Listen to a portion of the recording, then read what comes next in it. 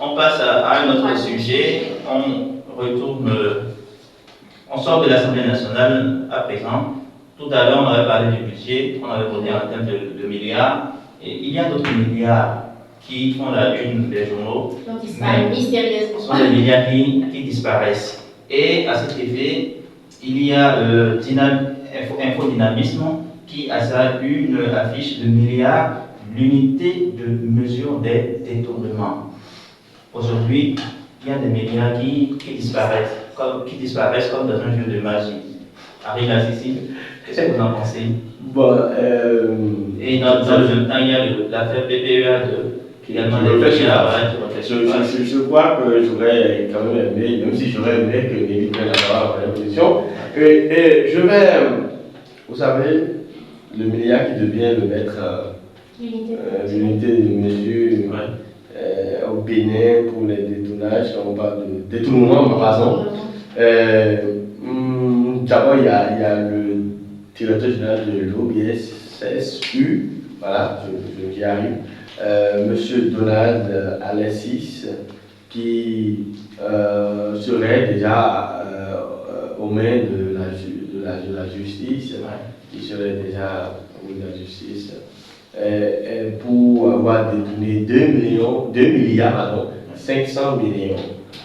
Il y a le PDG de Argetip, M.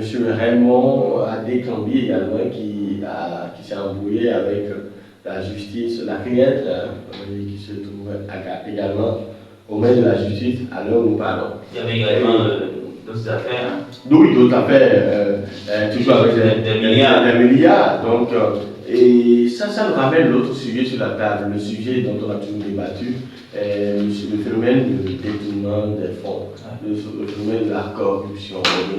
Et j'ai envie, je le dis, pas envie, je le dis, je suis obligé de le dire, malheureusement, c'est un phénomène qui a la peau dure.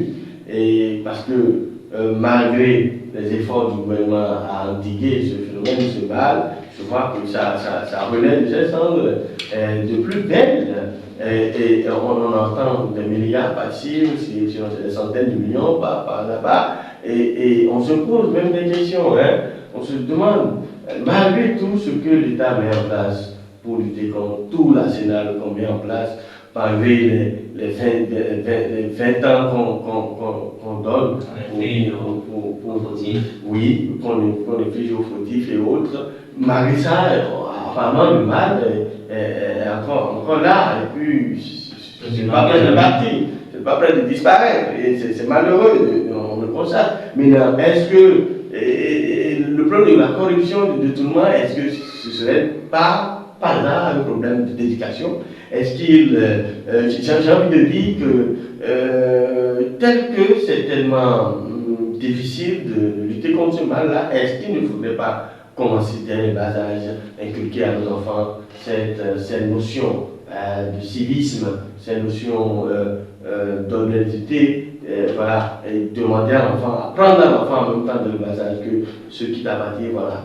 C'est ça, il faut que tu te contentes de ce qui t'appartient et ne prends pas ci, ne prends pas ça. Et il faut surtout que ce qui appartient à ton État, il faut que le sursaut patriotique permette à l'enfant d'aimer son pays. Et quand on aime, on ne peut pas voler. Quand tu aimes quelque chose, tu ne voles pas. Tu ne peux pas voler. Donc, quand on aille à la base, à la source, pour essayer de lutter contre ça, parce qu'aujourd'hui c'est devenu la mode. Regardez par exemple, ceux qui sont béninois en font, et même les expatriés aussi viennent de lever des millions, des milliards dans certaines villes, et s'en vont dans l'impunité et tout. Et on a l'impression que rien ne va. Et puis chacun coupe un peu, chacun prend sa part. Voilà, malgré tout ce qui se passe sur ce régime. Lorsque les enfants ils voient leurs parents pratiquer la corruption, détourner, et que ces mêmes parents viennent leur dire que c'est mauvais,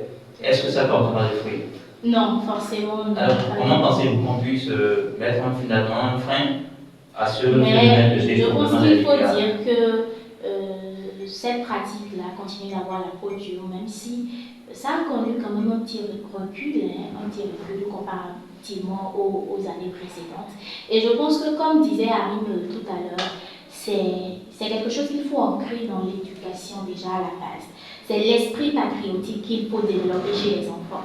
Et je me rappelle d'une vidéo qui a circulé sur la toile il y a cela quelques années, où c'était un petit Chinois qui chantait avec ferveur l'hymne de son pays. C'était drôle à la limite, puisque c'était incompréhensible pour nous qui ne comprenons pas la langue. Mais on sentait vraiment qu'il ressentait ce qu'il chantait, qu'il comprenait la valeur de ce qu'il chantait. Et je pense que c'est le problème ici aujourd'hui. L'esprit patriotique n'est pas profondément ancré en nous. Si tu aimes ton pays, tu ne le voleras pas. Encore que le travail que tu fais, tu es payé pour ce travail-là. Et donc, tu es obligé d'utiliser le fonds qui est destiné au pouvoir, le fonds qui est destiné à la communauté. Ces fonds-là qui ont été volés, qui ont été détournés, pardon. Qui ont été volés, oui. Volés, détournés. À l'Office béninois du sport scolaire et universitaire étaient au préalable destinés à l'achat d'équipements. Mais finalement, les fonds ont disparu. Il y a eu toute une histoire qui a été inventée, comme quoi le DG n'était pas au courant de cette histoire, qu'il a été manipulé. Quoi qu'il en soit, l'affaire est au niveau de la criée déjà. Et on espère quand même que justice sera rendue. Et que leur sentence va pouvoir donner une leçon à tous ceux-là qui sont dans l'ombre et qui espèrent quand même. Je ne sais pas pourquoi il y a l'impression que les sentences qu'on inflige à ceux qui sont mis en cause ne dissuadent personne. Est-ce qu'il ne faudrait pas, parce que si on arrive à détourner aussi facilement, c'est que dans le système, il y a un problème. Peut-être qu'on va parce qu'on a facilement accès à l'argent. Est-ce qu'il ne faut pas rendre l'accès à l'argent un peu plus. C'est aussi parce qu'il faut travailler à ce que l'argent ne soit plus manipulé comme. Pas tout le monde. Voilà, pas tout le monde par exemple. Les gens qui ont la possibilité de rentrer avec des milliards à la maison ou avec des millions à la maison. Parce que c'est suffisamment grave, puisque aujourd'hui, il y a les Béninois qui se plaignent de ce que voilà, tout est cher, tout est difficile, et pourtant on entend régulièrement qu'il y a l'argent qui est détourné. C'est des choses qui peuvent générer des frustrations au sein de la population. Et c'est des choses qui favorisent l'extrémisme violent aussi. Quand les gens vont venir soudoyer la population, ils seront plus enclins à entendre ce qu'on leur dit. Donc je pense qu'il faut vraiment trouver une solution à ce mal. Bien, vivement que la solution soit rapidement trouvée pour le développement de notre très cher et beau pays, le Bénin.